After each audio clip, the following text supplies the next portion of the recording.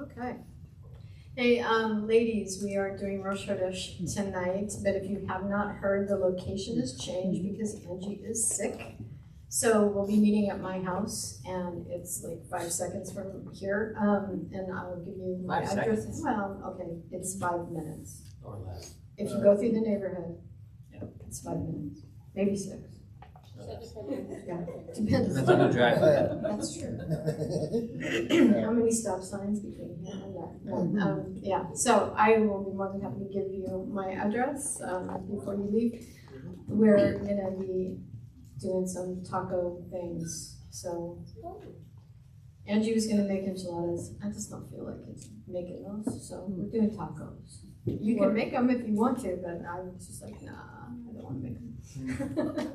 So we'll do some Mexican things, and that'll be tonight, and you are all absolutely welcome to be there. As the more the merrier, really. It's been really a cool gathering every month, and relationships have really grown, and yeah, it's a good group of people. So please join us. I'll bring guacamole. It's at 6 o'clock. I'll bring guacamole. Okay. I'll go with some guacamole and chips. All right on. Right on. So yeah, tonight at 6 at my house. Women. Yeah. Yeah. I'm not gonna organize the guys. Just Okay. On that note. I'm just not gonna.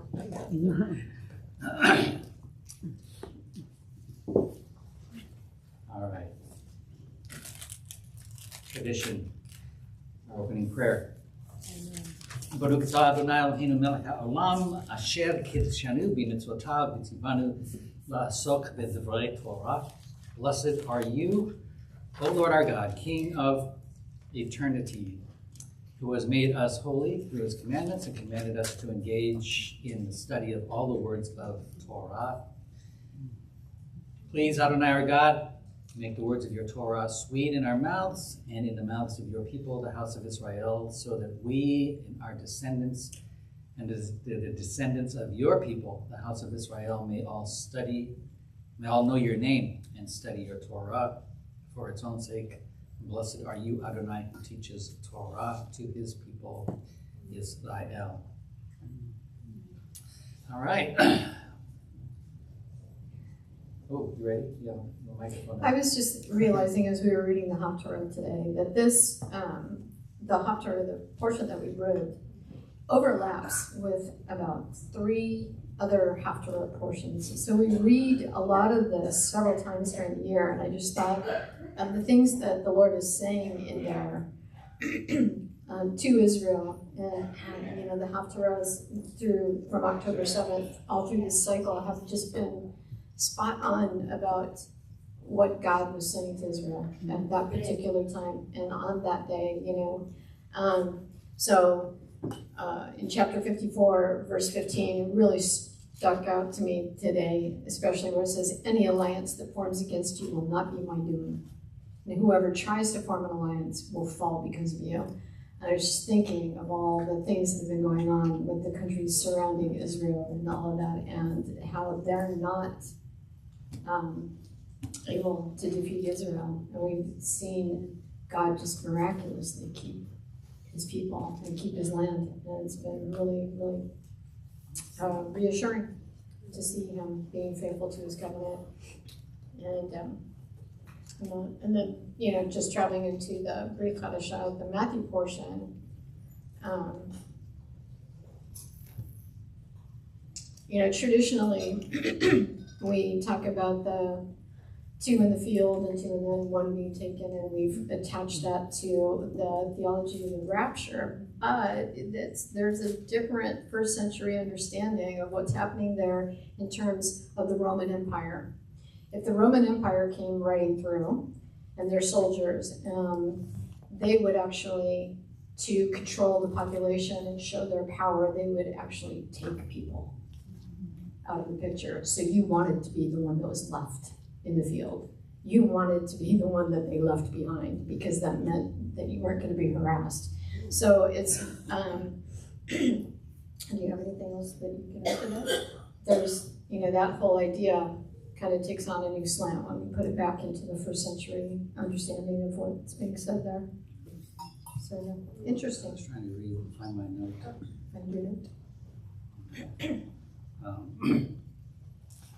And it was like a random, but it's a political kind of power move. If there was any insurrection that they believed was happening, or just to show that they were, the ones in charge, and not to deal with them, not to come up, not to be rebellious against the standing government, then they would randomly ride through and take people. You didn't have to do anything. Yeah. It's whatever they thought was happening for their benefit. Their power and occupation was something that we don't understand.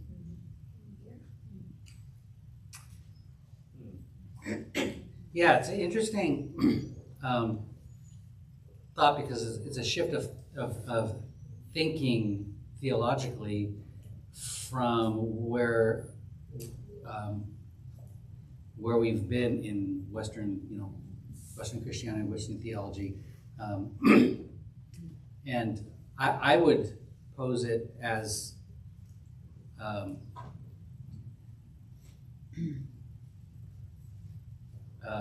to you as just food for thought, because it can be disconcerting to shift your thinking so dramatically on a particular passage of Scripture, and I just would suggest that you read it. Trying to find, I had a well put together a little note on it that I can't find right now. But just to read it, kind of setting aside the theologies that you carry into it, and as you read it, well, let's just read it. What is the reference there, Matthew?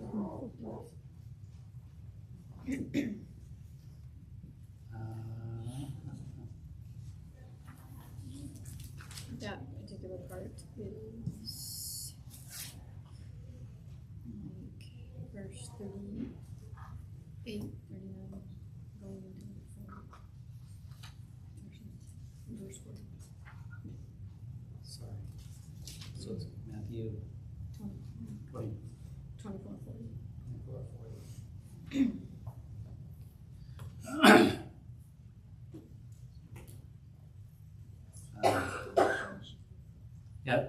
From the portion we read today, it's beginning in verse 36. It says, "That day and hour will come, no one knows, not the angels in heaven, nor the Son, only the Father. For the Son of Man's coming will be just as it was in the days of Noah."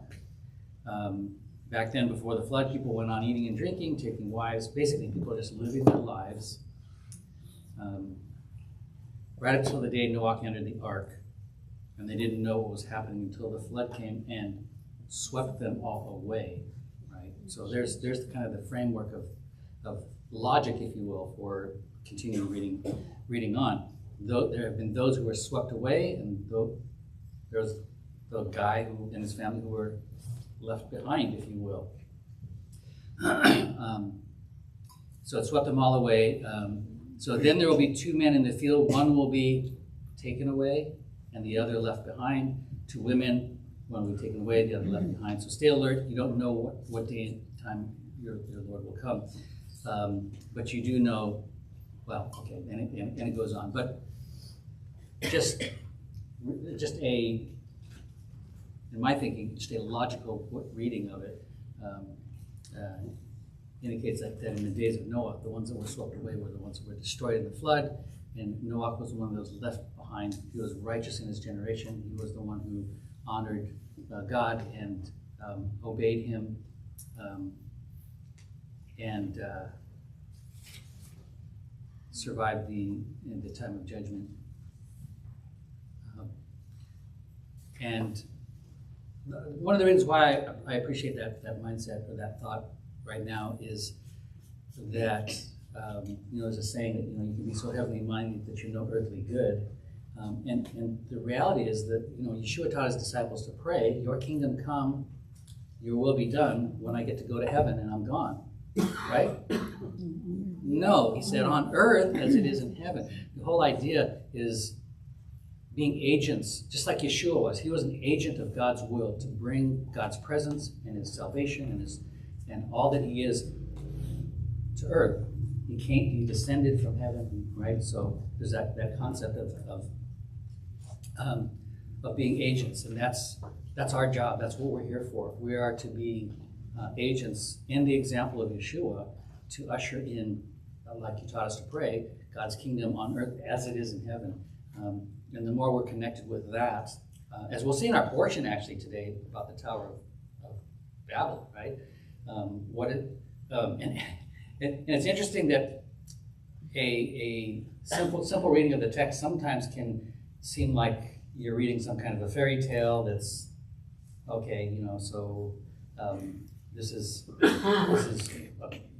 the thoughts of ancient people who were, didn't know much, they were ancient and therefore they don't know much.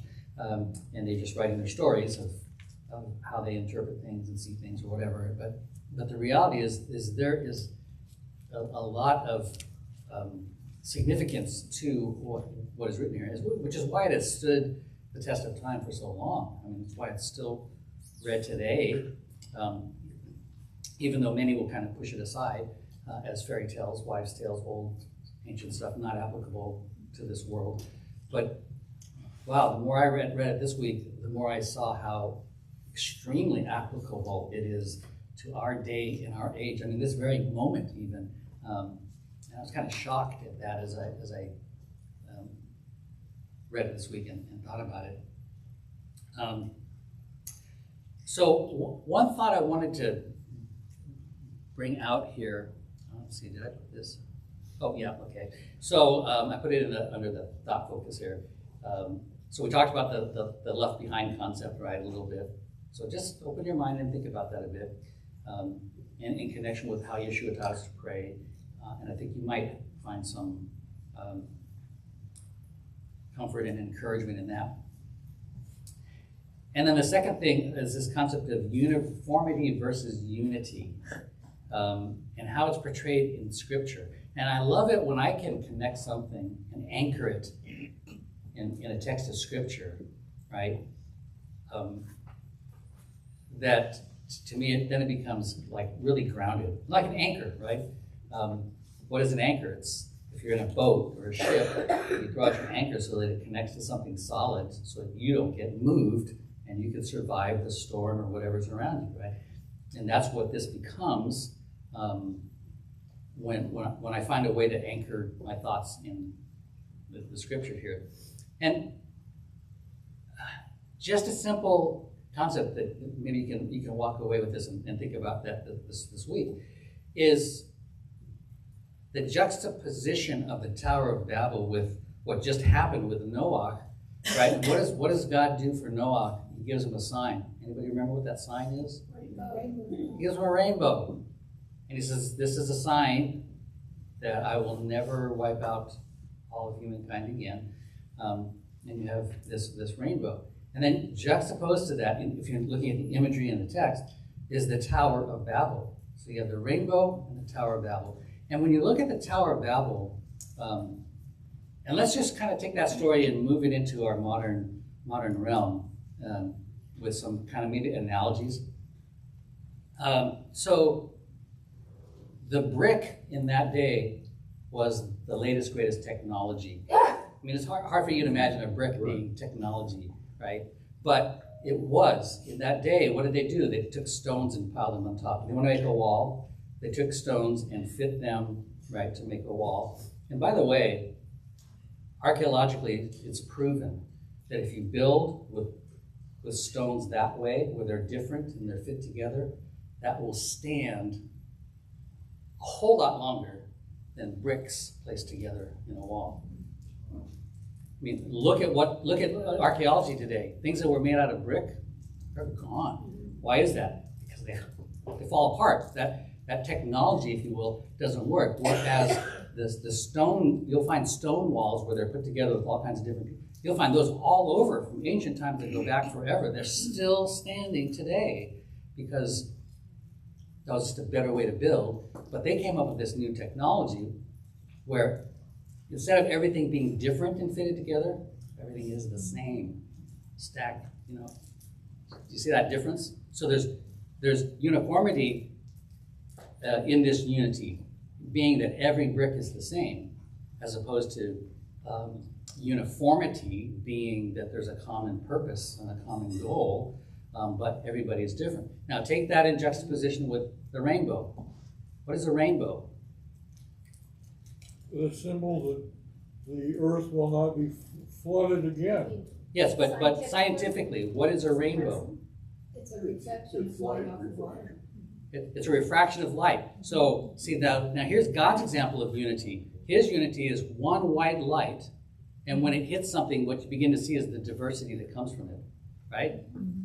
Do you see the difference there? You have unity with diversity, and with the brick, you have unity with uniformity.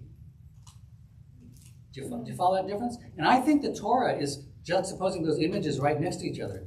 God's saying, this is the unity I'm looking for.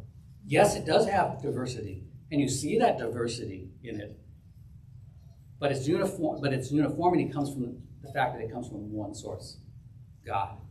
He is the one who is the definer of what light is.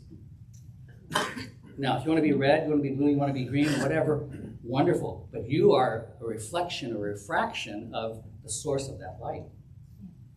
Unity in the concept of the Tower of Babel, we are going to make bricks. We are going to make them all the same, not different.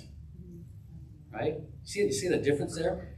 And now we're going to build with everything. And so this new technology was the latest, greatest thing. And what did they try to do with this technology? They tried to build a tower that reaches up to heaven.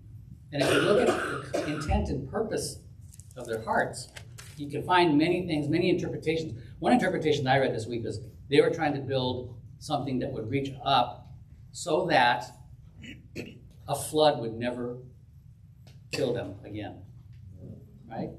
They were trying to build something higher than the flood so that they could survive. And also in conjunction with ancient times, you talk about the ziggurat. Well, Wayne's waving his hand back there. Just a couple of thoughts. The beginning of this talks about one people, are all the same, one language, they all speak the same language, etc. And then it goes into making bricks a uniform, one shape, all the same. It's a reflection of a repeat of that same idea. And what I noticed in reading through this time on this study is that it doesn't talk about, what it talks about, it says to make a name for ourselves. And what was happening in the Noah's time was everyone was doing what was right in their own eyes. It was the focus on them and not on God. And here, they're wanting to build a tower that makes a name for themselves, not for God, not for his position in their lives, but their position as king. And it's something that's lasting, that from generation to generation they would look at it and say, these people. The focus is on us and not on God. So I mean, just all that's mixed up in the same thing that you're talking about. Yeah. And again, when you look at the text, you'll see a couple of things, and I tried to highlight this in your notes there. The very first verse, it says this, right? Vayhi kol haaretz, and it was all the earth. Safa echat, a language one language. U devarim achadim, and words or matters or issues the same, right? So that's that the emphasis. The Hebrew makes it much more emphatic. This unity, one language, same words, everything is the same. And then, like Wayne's saying, now you juxtapose that with the concept of the technology of the brick.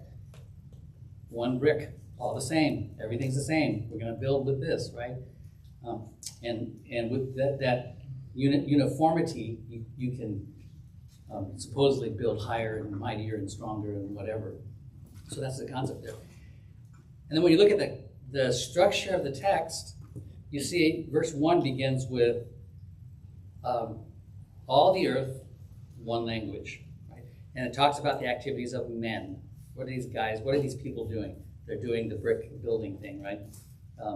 So all the earth, one language. And then verse 9 at the end of this little expose, because the first 4 verses are man's activities, and the next 4 verses are God's activities, right? And you see that the activities of man begins with all the earth in one language, and the activity of God ends with, in verse 9, it says, one language, all the earth.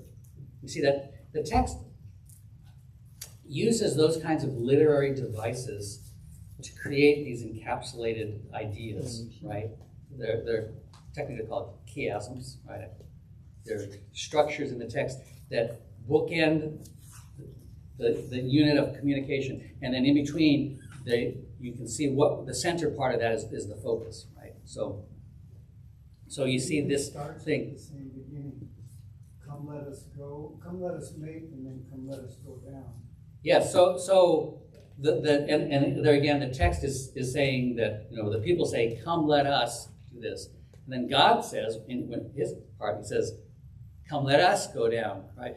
And he's not trying to make a theology about singularity or multiple personality or whatever. What he's trying to do is echo in the text. The author, the writer, is echoing in the text, saying, here's what man's doing, here's what God's doing, and here's the parallels. You see that?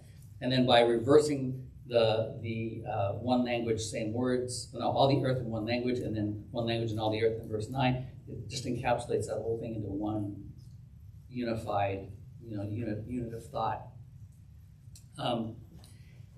And the difference between what man is doing and what God is doing, just when I was reading this week, I was just looking around the world and seeing how the world is so much like the activities of these men, right? How the world is wanting diversity, but wanting it in the perspective of uniformity, as opposed to God's perspective of unity being unity from the root of truth that creates this diversity. And you also see that, and in the Hebrew, it's so much more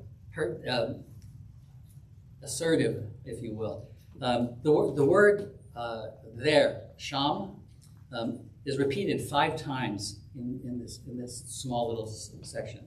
There. And what is there? There is a place you can point to, right? There is a location. There is a spot. There is a earthly focal point, right?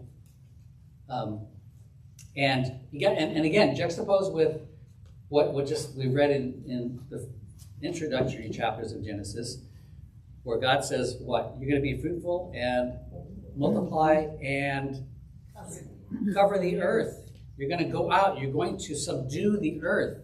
And here, this concept of there, where they say, and it begins with the fact that they were nomads, right? It says all these people were heading eastward, which generally means just away. They're heading out. They're branching out. And as these people are heading out, which is what they're supposed to do, right? Now they say, let's stop and focus on this place, this Sham, there, right? And we're going to stay here, and we're going to create this giant metropolis. We're not going anywhere. We're going to be big right where we are. And that is an affront to what God's command was. They are rebelling against that command to go out, right?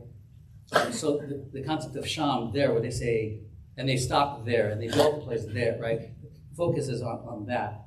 So you have Sham, and then you have Shem, which is name, right? We're going to make a name for ourselves there, right? So Sham, Shem, you see how the language poetically infers that there's a connection between that. We're going to stop there. Sham, make a Shem, make a name for ourselves. And then we're going to build a tower up to what? Heaven. What is heaven in Hebrew? Shemayim. So you have Sham, Shem, Shemayim. You see how the text is poetically bringing all these things together? There's going to be a place where we're going to make a name for ourselves, reaching up to heaven, right? Shem, Sham, Shemayim. All of this is the focus of what men are doing. And they are rebelling against God's directive to fill the earth, right?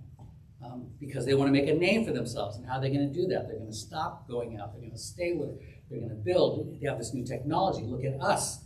We created this brick. I mean, this is the AI of the time, right? We now have this super technology that's going to change the world, right?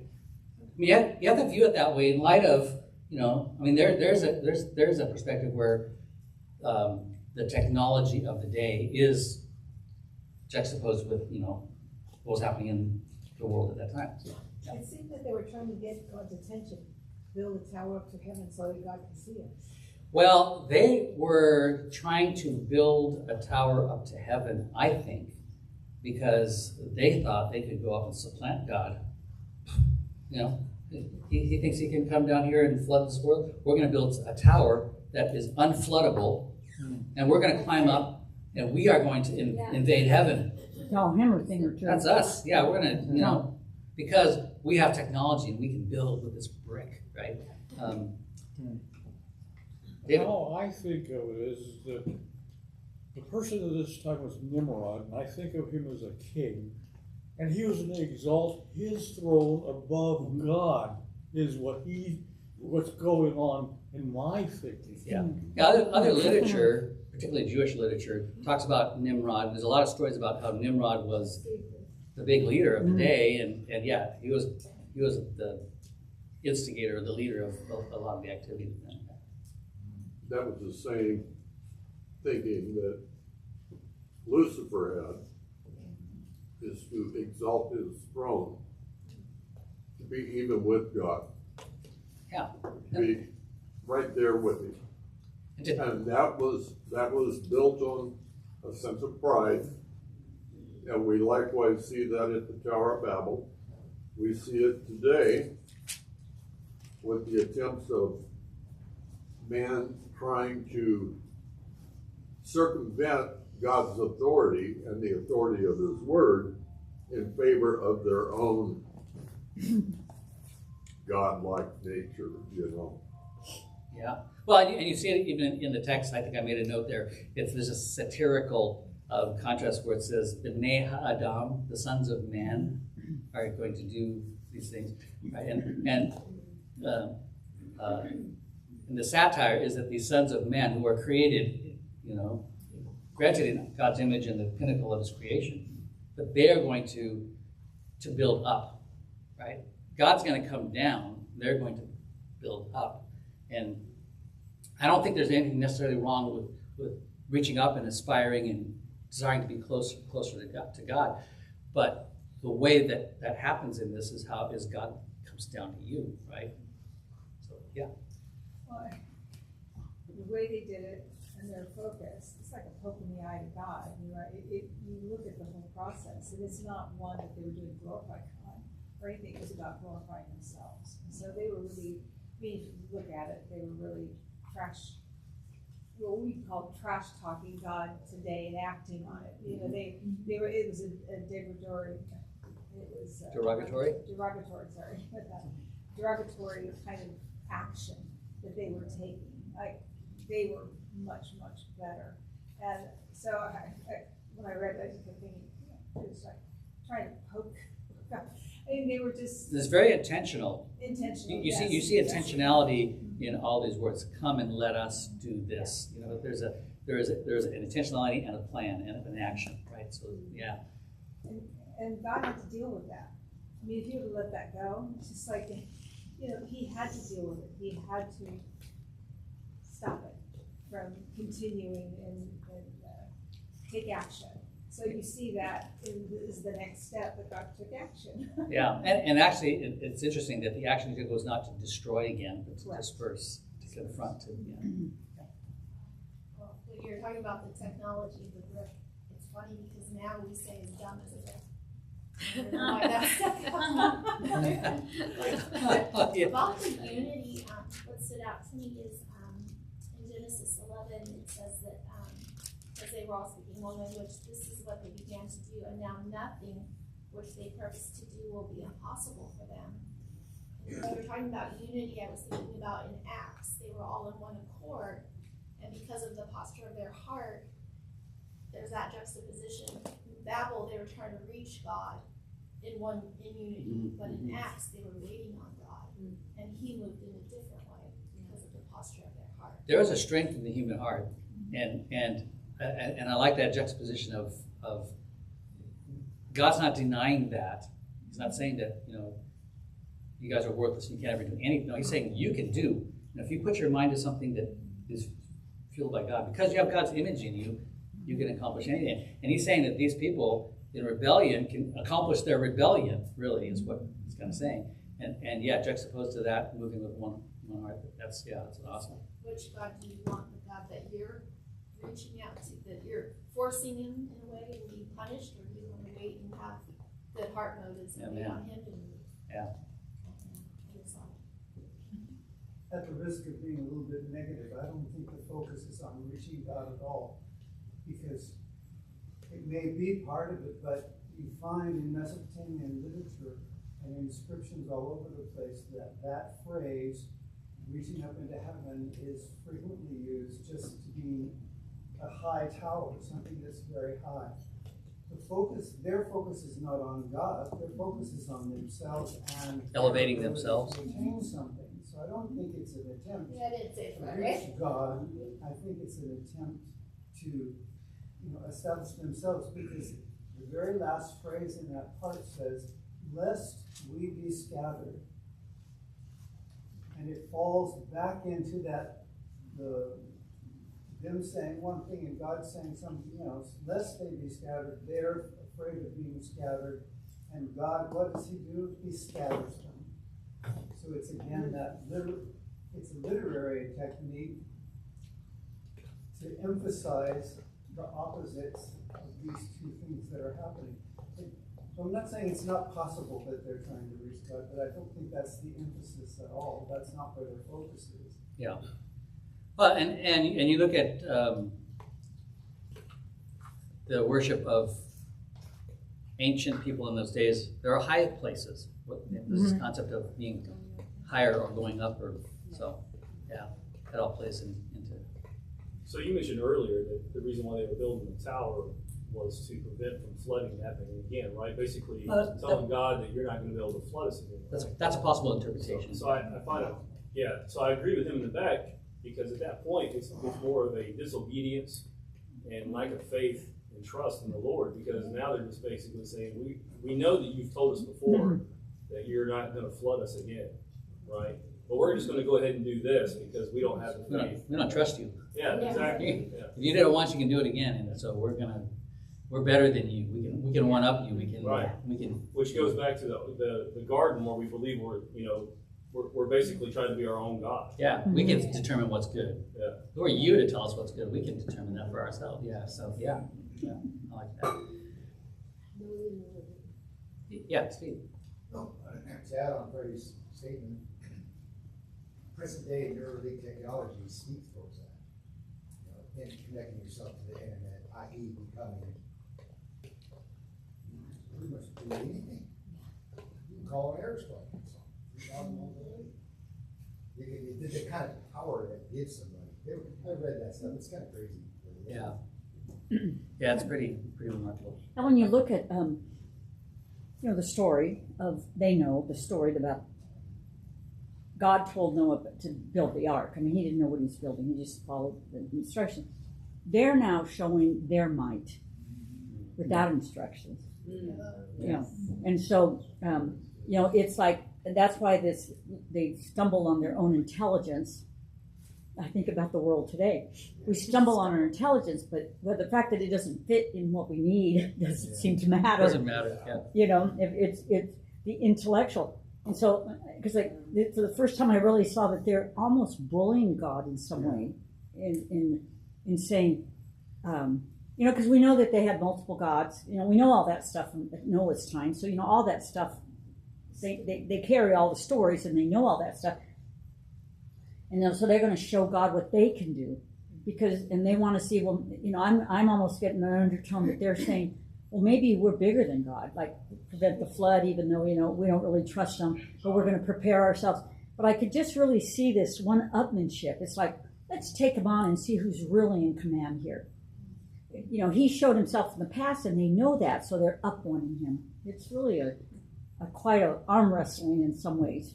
And I think we still do that today. You know, some of these scientists. Or it's like this, you're not even recognizing that the flood was a result of a judgment from God. It just was an event, and now we can prevent that event, or we can survive. We're better than we know who nature he is, and so we've got the next move, and we're going to do an upwindmanship. Yeah, it really is, because again, it's like we can figure this out. That technology was probably ego boosting, because no one was building this thing in faith. They didn't even have rain. They didn't even know what need for any of that. Yeah, and the beauty of the text, I mean, what the Torah is trying to communicate here is that man has abilities. Man can do. There's an innateness in the purpose of God, that God created human, right? But that God is ultimately the definer. He's the one who's control. He's the creator. He has the best intentions for everybody and all things. And as much as that tries, man attempts to thwart that, he's still going to be and you see that in the text, right? All the earth has one language, and from the man's perspective, and God says one language for all the earth is not a good idea, right? At the end, it's God's reversing what man is attempting to do. One other fun thing in the Hebrew that you get is that this concept of where it says he confused their language. Well, the word in Hebrew for confuse is the reverse spelling of the word for brick. It's like he's reversing, they think they're so smart with creating this brick, this new technology. He's going to, confuse their language and basically reverse their situation. And it's just, I like the imagery of that, and that is because, it's like no matter what man can contrive and devise in his mind, God always has the last word, or the word on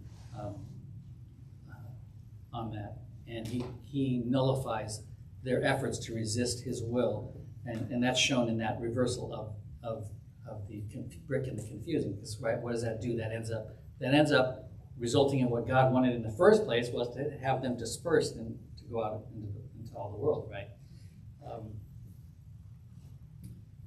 And all of this is a setup, if you will, in the text for what comes next, which is the genealogy from Shem that goes to Avram, who will become Abraham, right? So God's looking for people who will seek after him, to do his will, to serve him. And so then the story then narrows down from this kind of universal view, right? Because it's talking about all men. You notice how no single person is mentioned here, right? There's no king, there's no leader. It doesn't mention Nimrod, although, a lot of the stories and so forth put a leader in there. Because if you're going to have a city or a community, you're going to have leaders, right? And that's apparent from even our world today. You got to have somebody who's calling the shots, somebody who gets voted in to be the leader. But in all of that, there's no single person mentioned. And then now we're going to go from that generality to the specificity of who Abraham will be in coming. I don't know if I missed something here, but the EU's building is built on the order of the Tower of Babel, and it's incomplete. And I think there was a phrase they used: out of one came many, and out of many came one. And the Tower of Babel is their structural edifice that they've made to operate from.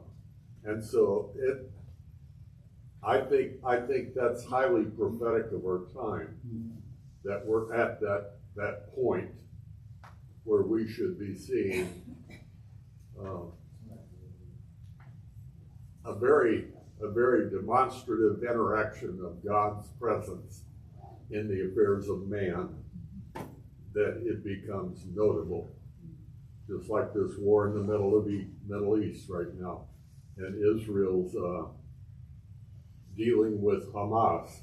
You know, this Torah study, at the earlier part of the Torah study, the Lord makes a decision to destroy the earth because of Hamas. He states that twice.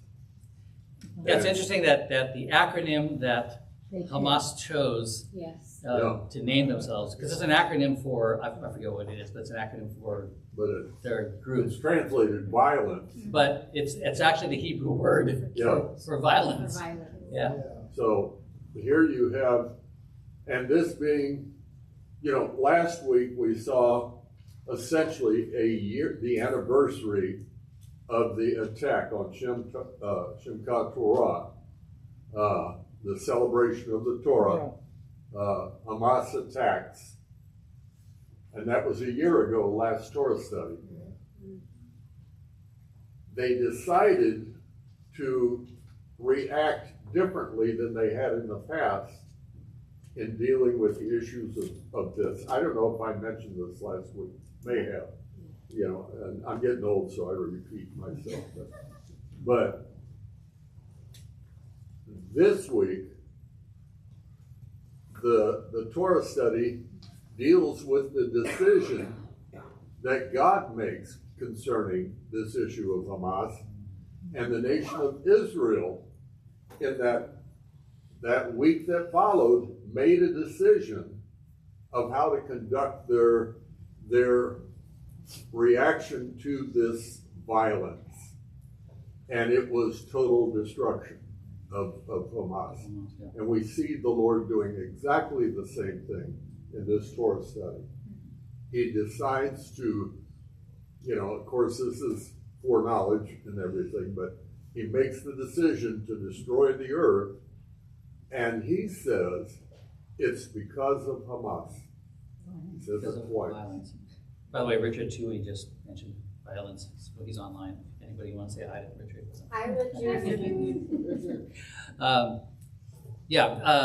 Genesis 6:11 says the earth was corrupt before God, and the earth was filled with Hamas. Yeah. It's like, how you can just say that's coincidence, you know, but I don't think there's anything that's too coincidental.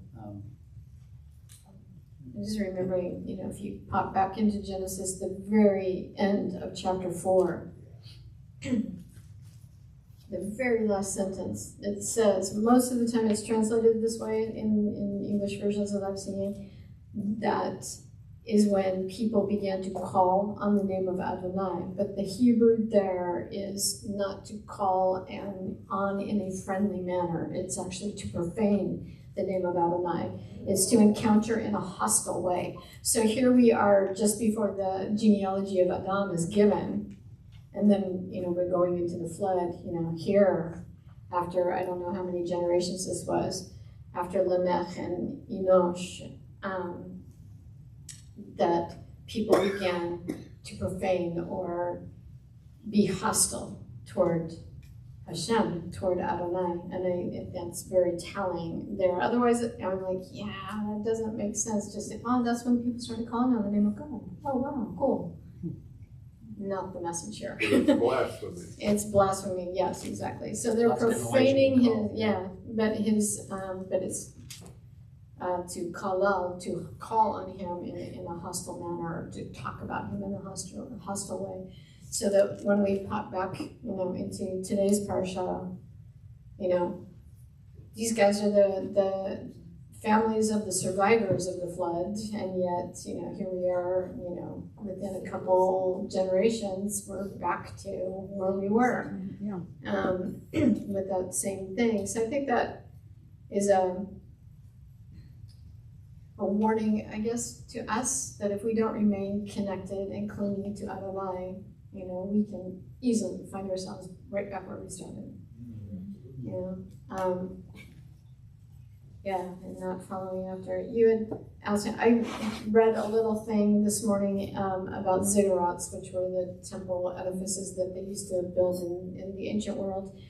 And they, there's nothing building-esque about these things. They were made out of bricks and everything, but they were the walls that surrounded a stairway. So, you know, we all are going to sing the song in a minute, but they were building a stairway to heaven. And there would be nothing in the building. It's just built around this stairway that would go up. And at the very top, apparently there was a room that God or an entity could come into, and they would put a bed in there, and they would frequently refurbish it with food so that this entity could have, you know, rest and refreshment there, and it could come and go. So we see that same kind of thinking as far as, or the understanding of what those were, even when we come to Yaakov and he has the dream about the stairway, the ladder going between heaven and seeing the angels coming up and down. There's the Mesopotamia mindset of their worldview. A connection between earth and heaven. Right. And you don't remember their protectors that they did on the buildings all had wings too. When you're, you know, it's interesting, all those build. Like the mixed animals, so yeah, there's so many different types, you know, in different parts of the Middle East there. But one of the things that they had, I mean, some of them looked like kind of like horses at times, but they all had wings. Some of them, they just looked like different things, you know, but they all had wings, which is interesting because they needed to deal with the heaven thing again. Yeah. That is interesting. So I found my slide on Hamas. Oh, did you? Yeah, so it's an Arabic acronym for the Islamic resistance movement, and it is in Hebrew comes the word violence from 611. Genesis 6:11.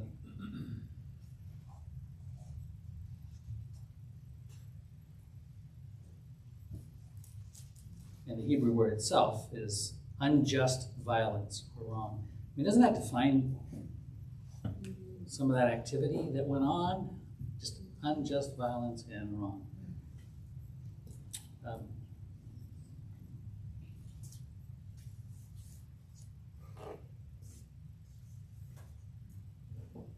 And let's see, this is from another message that I gave, but you shall not carry a false report, and do not put your hand with the wicked to be a witness of Hamas violence. In the law that ends up being given in Exodus 20.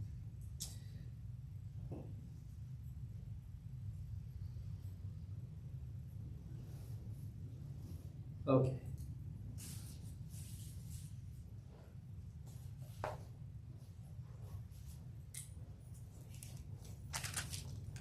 Where am I? Where are we? Genealogy. Oh, the genealogy. Genealogy. Yeah, the genealogy of. So the genealogy of Shem is there's a genealogy that's also given in chapter 5 previously. This one is focusing on life and birth, new birth and order after all that has gone on up to this point, and begins to focus on this fresh start concept, fresh start for humanity. 10 generations, we've mentioned that before. 10 is the number of wholeness, completeness, finality. You know, like everything that is needed is there, and these 10 generations are listed there in the text, in those very hard to pronounce names, like Arpachshad. And then it ends up with the introduction of Avram and Sarai.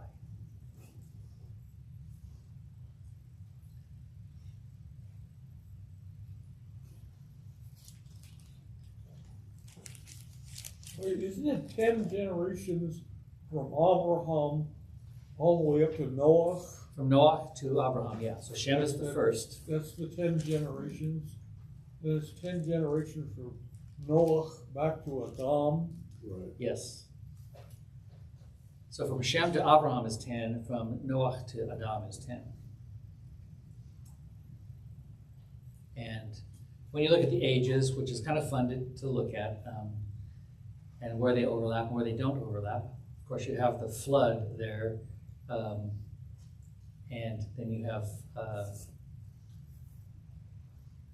all that leading up to Avram.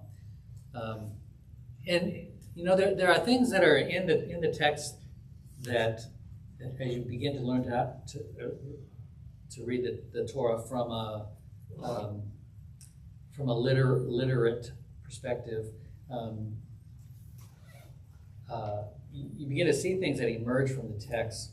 Like, why does it mention that Sarah is 70 years old and she's barren? You know, that's an important fact. That's an important fact that barrenness is going to be an issue. Watch for that in the future, kind of thing. You know, the Torah is saying this is foreshadowing some issues that are going to become really important. And that's a long time to be barren, by the way, for a woman especially. When back then a big part of the life of a woman was bearing children. I mean, that was about survival. If you didn't have children, you didn't have help in your family, right? Yeah. You literally had to have that in order to survive. You had to have, you know, because you're much closer to, you know, growing your own crops and, you know, all of that labor to survive. And you had to have the labor to help with all of that. Big deal. There's just social stigma too, because the command was to be fruitful and multiply, and here we are, we're not able to multiply, so there must be something wrong. I'm so sorry I shouted out. What do you mean we're not able to multiply? Sarah was barren for 70 years. Oh, okay. She was not able to. So that's kind of like, hey, we're supposed to be fruitful and multiply, and she's probably thinking, it's not happening for me. What's happening here? So it's very easy to become like, not the laughing stock, but people pointing fingers and talking about you, like something's wrong. You're doing something wrong. Disobedience, punishment, yeah. So, matriarch Rochelle, she got all worked up that she wasn't giving birth. Yeah, Yep, and I think one of the reasons why I think it's brought up is it goes back to this whole thing about this whole passage that we read. God is in control of everything, and if you trust in that, He's going to bring it to pass. I mean, think about, and I gave you something from years past on the what's important in the story of Noah. There's a chiasm, that V-shaped kind of thing, right? The arrow.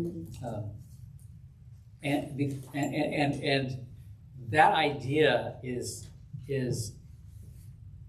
I think also foundational to how you read forward through the text, because what is important in that chiasm? God. Does anybody have that? Yeah. What's the center? God remembers Noah. God remembered Noah, right?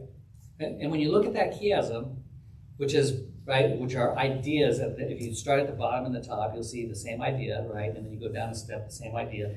And what's at the center is it says God remembered Noah. And it's not because He forgot him, right? My whole definition of when God remembers something, what does that mean? It's when God's purposes and His timing come together. That's how God remembers. When you see that word, God remembered, it means His timing and His purposes came together that moment. And the reason that becomes so important is because, like, when you look at Sarah, 70 years she's been living without children, and that's something that she desperately wants. What does that tell you? That God's timing and His purposes haven't come together for her for that yet, right? And because we know the rest of the story, it's easy for us to say, yeah, just be patient, it'll happen, right? But how often do you operate that way? It's like, I'm tired of being patient, God. I want patience and I want it now, you know? But because we know the rest of the story. But do you see how that's such an important aspect of the framing of how you look at Torah? Is you got to be patient with God. He has a plan. He has a timing. And if we are willing, we can be a part of it, no matter what we see at the moment that's going on around us. You know, Sarah's seeing that she's barren. She's not having kids. But she still is being a woman of hospitality and all the things that she's being patient. She's living her life one day at a time, and she never loses trust in what God's going to do in her life. In chapter 21, it says, Adonai remembered Sarah as he had said, and did for her what he said. So there you go. God's timing, God's purposes, God remembers her. That's going to happen for us too. I see with timing, because Abraham is going through the same thing in a sense. But when God's timing was right, he initiated a covenant with Abraham, and it was circumcision. Ishmael was conceived before circumcision. Now, this entering into this covenant relationship now presented Abraham and Sarah with a new beginning. Yeah. And that's also why the concept of 10 generations from Shem to Abraham is also so important. In the context of Torah, what is Torah saying? There's a completion that occurs. God's plan and his timing are all, they're in his control and part of what he's doing. And it wasn't until those 10 generations that his purpose and his timing came together for what was to happen with Abraham. And all that while we're seeing this whole focus in the Torah in Bereshit from God creating the universe, right? We have this whole universal focus at the very beginning, right? Darkness, light, and all this. God stands, of course, outside of all creation, which is something we can't really understand. We can't imagine that because we're in the story, so we can't imagine the author. But it starts with that universal picture of all creation and all of mankind, right? God created mankind in his image, and male and female, and all the things to describe. So you get this broad picture of humanity, even down to the story of the Tower of Babel, right? Where it's talking about all the earth is filled with violence, right? All the earth is filled with one language, right? So you're still seeing this broad picture. And now in these 10 generations that come from Shem down to Abraham, now you see this from all this universality, right? It's being just focused right down into the particular. I love that imagery that's in the Torah because it says if you really want to look at the particularities, you got to look at the particularities, right? In light of all of the universality that's running. You can't ignore that. That's still reality. That's still a big part of things.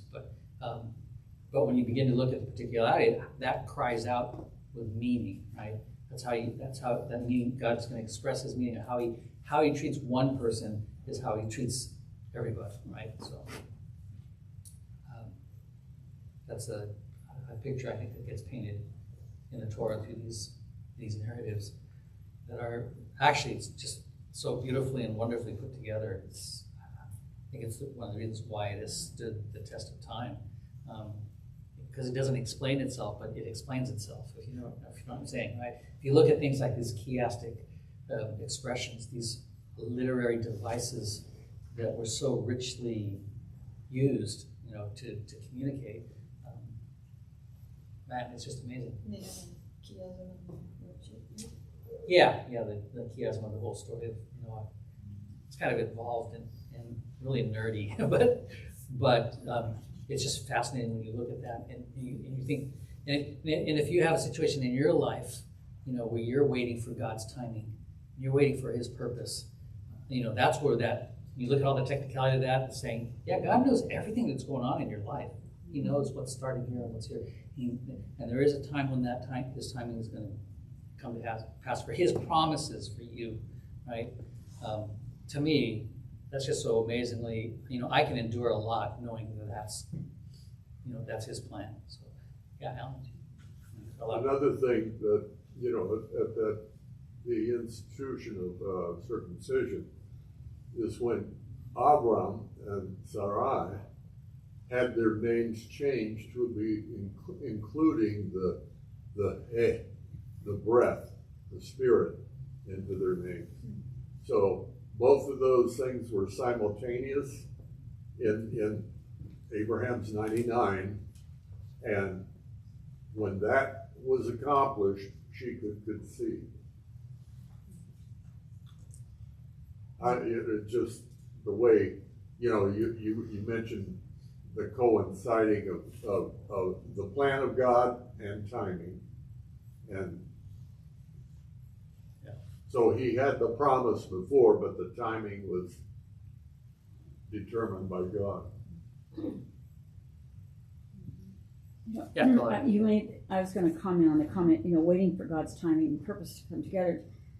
Some of this stuff is, when we look at these genealogies and the timing and all the things, some of the things that some of these people we read about in the Bible never really saw the fruition of things. And I think sometimes the waiting for God's timing and purpose is part of the purpose, is waiting on God and teaching the people, the generations around you on the waiting of God. Mm-hmm. Because some of the things that happen, you go 3 or 4 generations later, and then it's something, the promise comes, and some of them never see the promise come. But we miss the point on that, and that's why I liked your point. And the waiting on God's timing and purpose is part of what He calls us to. And sometimes you don't see the fruition of that till the next generation or the next, and that is something we're not accustomed to in the Western thinking. We're really looking for the evidence of it now. And but I think that, anyway, I just wanted to point that out because I have found that stepping back from the here and now has made more purpose in seeing God. There's so many wonderful things happening that in the waiting of things I think I want or I'm waiting for, there's things happening just in that. That has a purpose that is being fulfilled. There's a saying that a rabbi told me once that in Hebrew the word for wait and the word for imitate are really close together. So what does it mean to wait? It means to imitate. What are you imitating? You're imitating the examples that you've been given to walk in faith. And, yes. While you're not waiting, it doesn't mean just sitting around twiddling your thumbs. But that concept of waiting, being imitating, is you're going to be doing things. While you're waiting, you are going to be productive. That's why, like when we had the juice today, right? That Yeshua says, when you're connected to the true vine, you're going to bear fruit. Yeah. Right? And while you're waiting, that's that whole concept. You're connected. And that's His promise to us today. In a lot of ways, the Jews are an incredible example of that. I mean, their hope and their waiting and their generational waiting, and it's not about the here and now. It's about what they're called to do here and now, and part of that waiting process, and what they're to do while they're waiting. And the book of Hebrews talks about that. A lot of them didn't see the promise in their lifetime. Yeah. And we don't get that. We don't get that. We don't get that. So. I was going to say about the word wait. I don't know if I'm saying it correctly, but is it kavah? I am not sure. I was taught that it is an expectation kind of wait. It's not a sit back and just pout. It's actually waiting with an anticipation. But one of the other definitions is it can also mean to become intertwined, like rope. And so there's this thought that while you're waiting on God, that you should become intertwined with Him and use that waiting time to actually come closer to the Lord. Instead of, sitting back and just pouting, you should become intertwined with His heart so that you understand what you were talking about. It has to happen the right thing at the right time. God's timing and His purpose. Yeah, because we don't know the forward thrust of the plan. We don't know what's coming down the road. So when we talk about the joy that was set before the Lord, well, what was He looking at? He was looking all the way to the end. He saw all of us and then some. So it's for the generations. So even what we go through in our lifetime is on behalf of those who are coming, but we don't even know about it. But we continue to persevere and to do all of the things that the Lord has directed us to do and to carry on our lives in a godly manner for their sake, even if they haven't been born yet. We do that so that the word of the Lord goes forward in the generations, and for the joy for whoever else is out there. It's almost like if we drop the ball, we're dropping it for those generations as well. Yeah. You know, so.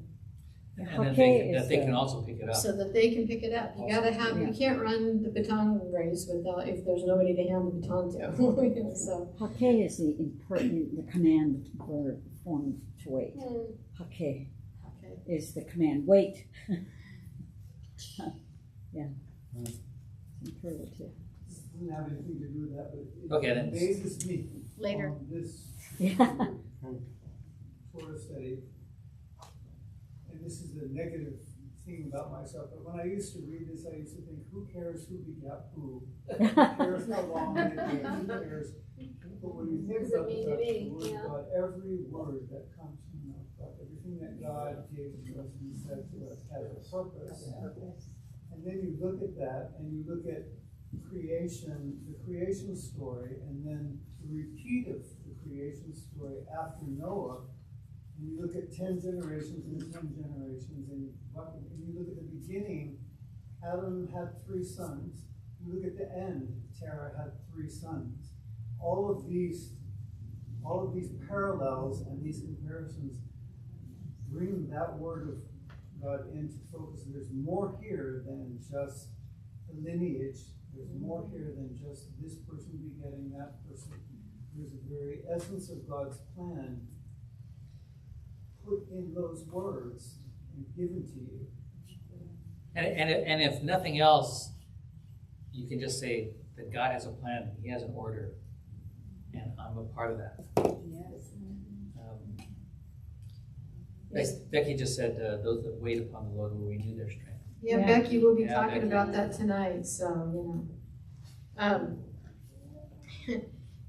I just had like a picture, mural of the universe's largest genealogical tree, family tree, and that, you know, thinking all of these people's names are on this page, or all these fathers, if you will, and just, you know, thinking about our families, where we came from, you know, how the generations before, who prayed me into here, you know, who prayed ahead of time for me, for my family, you know, and all that kind of thing, and thinking about that and how all of those connections are going to be. So I'm thinking maybe the book of life isn't so much, you know, a Santa Claus list of who's getting checked off on the attendance roster, but this whole spreadsheet of God's people and where they are. You're in the book of life. Your name is written in the book of life because you're a part of the story. What do you call it? The book?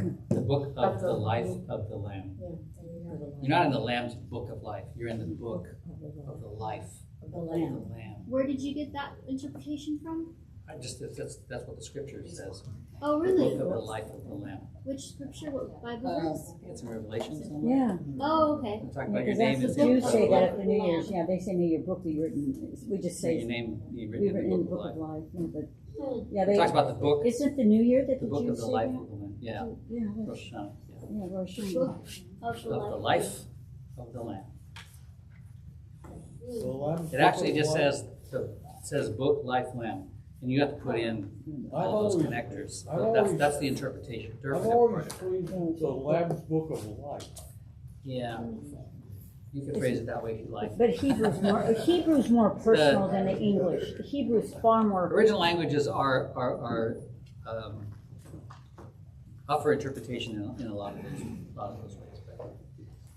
Anyway, but your name is not on a list somewhere where you're checking It's your in name. the book of the life of the Lamb. Because you're a part of the story. I'm in his genealogy. He's talking to you, and you're talking to him, and you're living for him, and he's living in you and through you, and that's all a part of the story of the life of the Lamb. That's what we're a part of, right?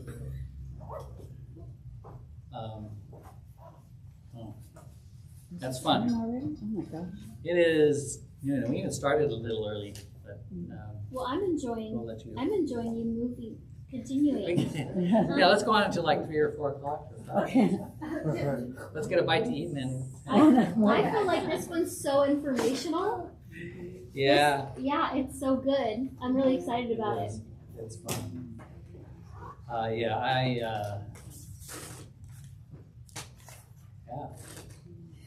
I'm going to make a comment on that, if it's okay. And when you say God remembered Noakh is at the center of all of that. One of the things I've been trying to do in my Bible studies is not get lost in the details of the people and at the time. It's really looking at what God's doing through the people.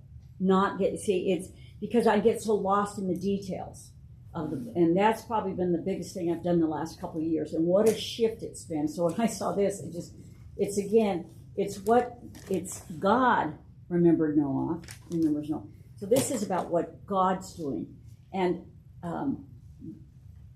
about a year and a half ago, someone said, God is in control. And they said, reframe that to God is in charge. And it's kind of helped me with that stepping back. And the more I step back, I see the bigger picture. Because of our Western thinking, the word control takes us somewhere else. Yeah. You see, again, and when we say God is in charge, I am confident, without absolute doubt, that God is in charge. So some of the details, God lets me mess up, but God's plan, His overriding plan, and the plan that He has for my life, in His plan, His book, on all that, His plan will never be sidelined. See, I may sideline myself. I may miss out on opportunities, but His plan will never be sidelined. And so it's His plan that the details kind of support, but it's His plan, and who He is really the heart of the story. And shifting that around has just made such a difference.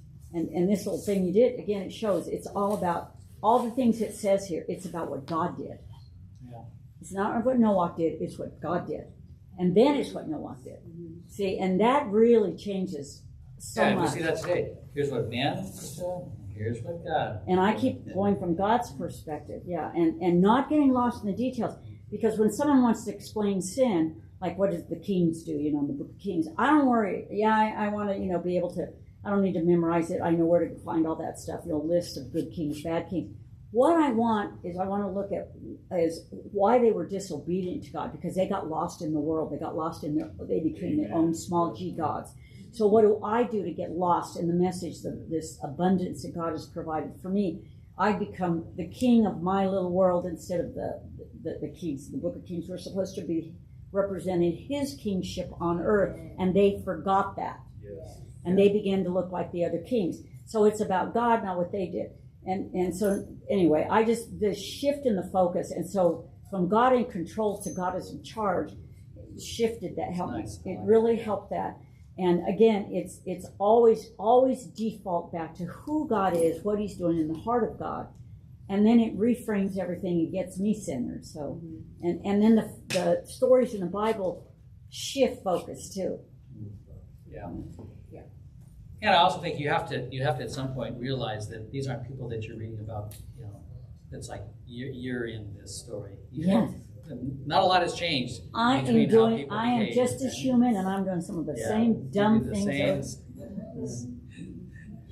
Yeah. If you ever think, well, what a bunch of idiots. How could they? Well, you're probably pointing at yourself and just not recognizing it. All right. Well, we're gonna kind of tie a bow here and come back again next week.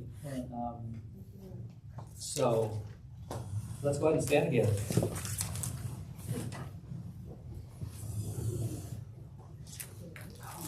And thank you again so much for just being here and breathing the same air, eating some wonderful food. You guys are great. Thanks for all the things that you brought and shared.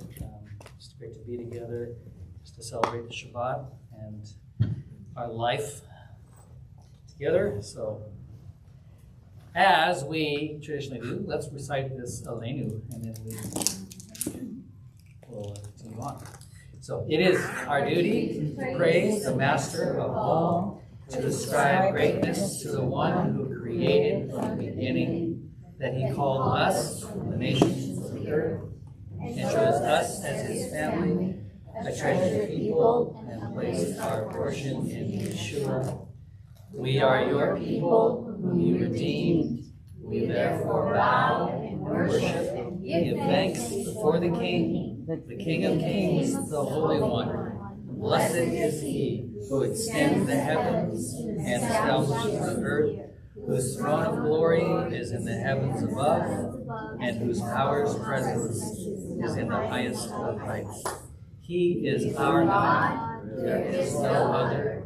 Truly, He is our King, there is none else. As it is written in His Torah, you shall know it and take to heart this day that Adonai is God, in heaven above and on earth below. There is no other.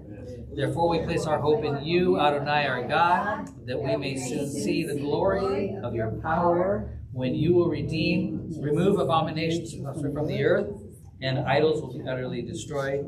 When the world will be perfected under the sovereignty of the Almighty, when all humanity will call on your name to turn all the earth's wicked towards you, and all the world's inhabitants will realize and know that to you every knee must bow, and every tongue swear loyalty before you, Adonai our God, we will kneel and bow down and give honor to your glorious name. We will all accept the yoke of your kingdom, and you will reign over us soon and forever. For the kingdom is yours, and to all eternity you will reign in glory, as it is written in your Torah. Adonai will reign forever and ever, and it is said, then Adonai shall be king over all the earth. On that day, Adonai shall be one, and his name one. And Father, we bless you and thank you for the Shabbat, for our fellowship together, for your love for us. And I pray that in the coming days, you will order our steps, Lord God, and we would walk in obedience to you, and we will be led by your Spirit as you fill us with your love and your truth and your life in a world that is so desperately in need. We bless you and thank you. Together, Baruch atah Adonai Eloheinu melech haolam, asher noten lanu et hadvar hachayim beYeshua HaMashiach.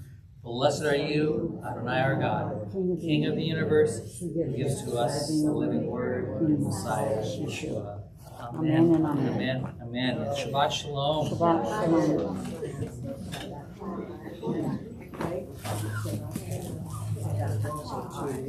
And thank you to our friends who are on the internet with us. Yes. For joining us. We love Thank you. you, Wayne. You know, we saw a kid at Costco.